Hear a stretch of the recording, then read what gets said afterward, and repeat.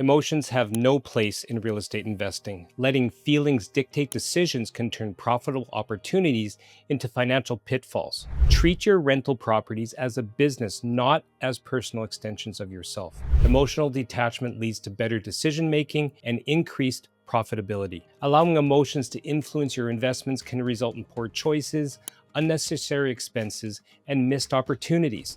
Let's explore how to maintain objectivity and make sound investment decisions.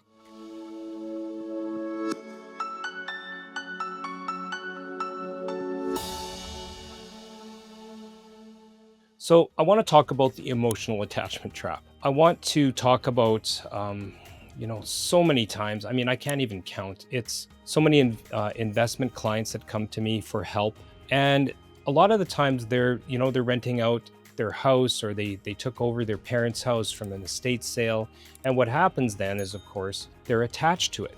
It's their childhood home, okay, and maybe the tenant had their kid in their childhood bedroom, and they drew on the walls with crayon. Normally, if it's a normal rental property, it'd be like, okay, security deposit, paint the wall, magic eraser, whatever it is, move on. But their initial reaction is frustration, disappointment, anger, maybe even anger at us as a management company rather, if they had hired us to rent out their childhood home. And that's what I mean. The emotions there in one situation versus not having any emotion on what is just a regular rental property, that's the difference. And so, that made me realize that the client, the person, the investor is really reacting emotionally, and it's clouding their judgment.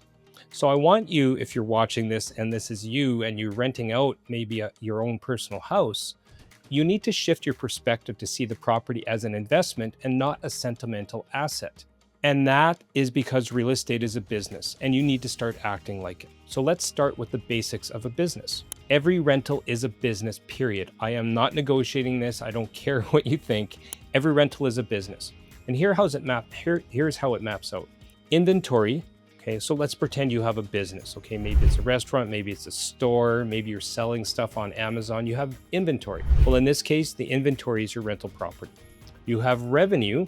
Maybe you have sales of your widgets, or you're selling coffee, or your restaurant receipts.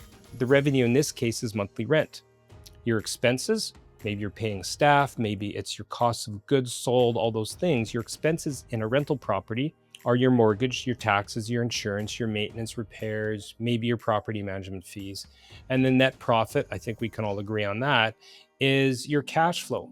Although in rental properties, it's cash flow and your appreciation over time, okay? Plus, obviously, any kind of equity that you build because the tenants are paying down your mortgage. If any normal business had customers not paying, broken inventory, skyrocketing expenses, no structure for customer service, how long would they be in business? Not very long. They'd be out of business super fast. And the same applies to your rentals. I love restaurant analogies, and I'm going to use one here. So let's imagine rent is your customer's bill, and you own this restaurant, and the customer finishes their steak dinner and says, sorry, Garrett, I can't pay the full tab today. Can I pay half now and the rest when I get my paycheck in 2 weeks? Would you accept that? Of course not. But landlords do. They often let tenants skip rent with verbal promises. They waive late fees just this once. They don't issue legal notices because they feel guilty. A real business can't operate that way, and neither can your rental. Number 3, emotional damage versus business write-off. Again, we go back to the tenant's kids scribbling crayon all over the walls. If that's your childhood bedroom, you're furious. But if it's a rental, so you pull out your cleaning SOP, you hire your painter, your cleaner, you deduct it from the damage deposit, or you expense it, and then that's it. This property isn't a memory, it's a money machine, and you need to treat it that way. Number 4, don't over-renovate like it's your home. Let's stay with the restaurant theme. You wouldn't install granite tables and Swarovski chandeliers and crystals in a burger joint. So why are you putting pot lights, $6 per square foot tile, or glass cabinet doors into a C-class rental? You need to ask yourself, does this get me higher rent? Will it reduce vacancy? Will it actually survive tenant wear and tear? So you need to stop making personal decisions for business assets. And why is that? Well, number 5, you need to remove emotion to preserve profit margins. Successful businesses use SOPs, standard operating procedures, KPIs, key performance indicators, and quarterly reviews. Budget discipline is something else that they do. So you should be tracking rent collection percentage, vacancy days per unit per year, your average turnover costs, repairs as a percent of rental income.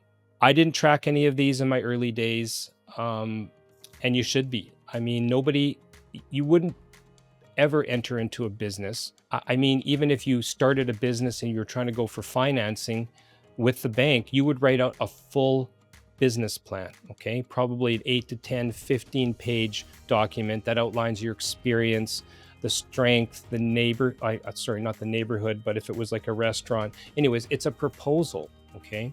If you have already bought a rental property and you're watching this, think back. When you went to the bank, did you present them with a business plan?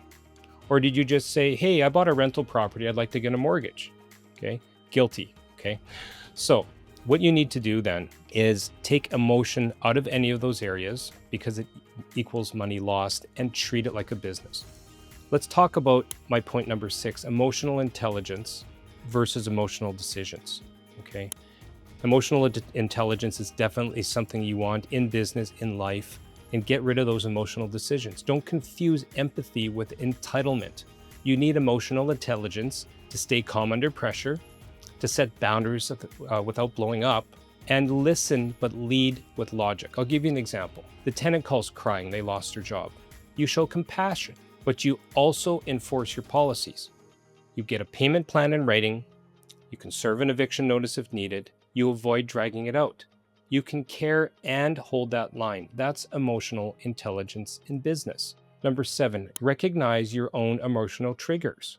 Be aware of your hot trigger points. Seeing damage to a freshly renovated unit, tenants having leaving bad reviews, or maybe being rude to you or your family, right? Calling you, right? Stress from turnover or sudden repairs.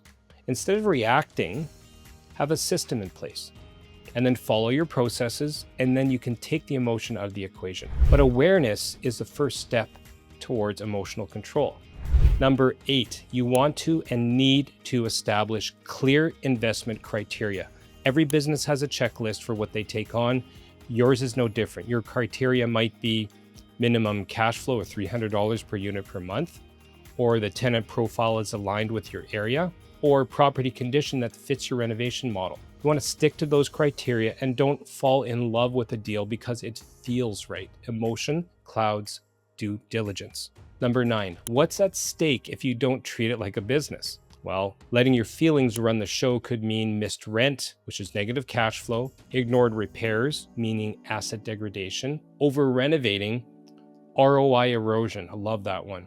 Emotional burnout, quitting the game entirely. I mean, you got into this, you probably read Rich Dad, Poor Dad, Bigger Pockets, you did all of this research, super excited, you get 1 or 2 rental properties, and then you burn out because you're being emotional about it. You get out of it. What is that going to mean in 20, 30 years to you and your family and that dream that dies, all because you got too emotional because you let a tenant take advantage of you? So what's the cure? Business, okay?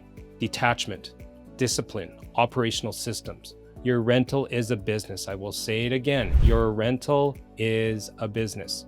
You are the CEO. You need to make decisions like one. All right, let's summarize this episode for you.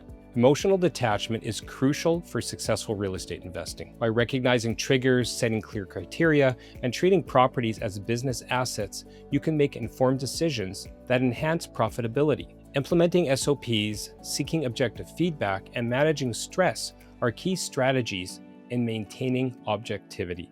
Now, if you're ready to approach real estate investing with a clear, objective mindset, think about joining our email list through the link in the show notes. You're going to receive and have access to our Get Rent Ready in 3 days guide, access to resources that support informed and profitable investment decisions. Hopefully, I'll see you also in our My First Keys community one day, where all of our members are talking about these types of things and really getting together and making sure that we all have successful rental properties. Thanks for watching.